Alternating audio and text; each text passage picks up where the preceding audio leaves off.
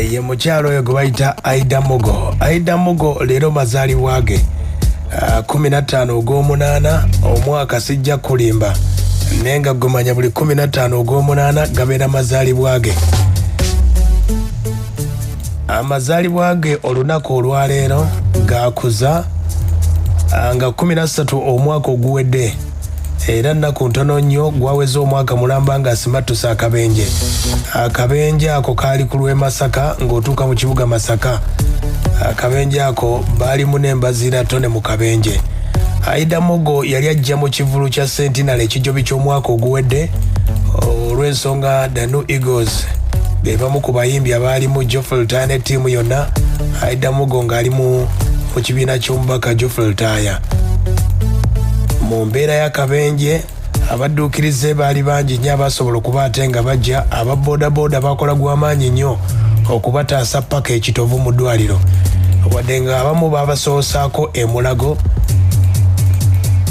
abalala ne babaddusa ekitovu. Abasawo bakola kyamaanyi nnyo okutaasa obulamu bw'abanywanyi baffe abo era akadde kano Mukama asobola okuba ate nga abayamba ne basimattuka wadde nga Aida Mugo akyalimu obuvune obw'okuwenyera mpola mpola naye agenda atereera. Leero nno ge mazaalibwa ge. Aida Mugo ali mu kibiina ky'omukulu Geoffrey Lutaya New Eagles. The New Eagles eyo gyalimu era y'omu ku bayimbi basobola okuba ate nga basusula bajjukira ebiseera ebyo nga Eagles esobodde okuba ate nga baawukana.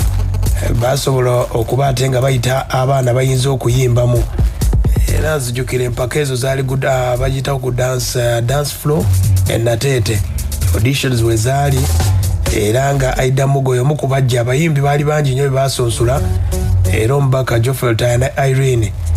Abaali abasazi kwaliko Titi, kwaliko Eddie Yawe, kwaliko Bate, Juanita Kawalya, Lutaya ne Irene be bamu ku baalimu nga babasunsula abaana abo. Era Aida Mugo ono obuyimba bwe yasobola okuba ate nga abalagako nti asobola okuyimba. Waliwo akayimba ka Mariam Ndagire Kikiyo Nvuma, waliwo n'akayimba akala bakayita Junior akakusaasira. Aida Mugo yazikuba ne bakkiriza ne bagamba ono omwana alina eddoboozi ddungi bajja kubanga bamutereeza. Era ebbanga lyatambula n'asobola okuba ate y'omu ku basobola okuba ate nga bayitamu n'abayimbi abalala. Ekyenjawulo kyayina abayimbi bangi nnyo abayise mu bbandi eyo obawulirako amawulire ag'enjawulo naye tukkirize tugaane omwana ono abadde tewali mawulire gabadde mabi gamuyiseemu ogamba nti yeeyisizza bw'ati nti ate alwanye n'ono. Ndowooza Aida Mugo abadde wanjawulo mu mbeera nga bwesobodde okuba ate ng'etambula. Bw'olaba ne talenti ye alina eddoboozi ery'enjawulo nga bw'ogamba nti omwana ayise mu bbandi aba wanjawulo mu kuyimba.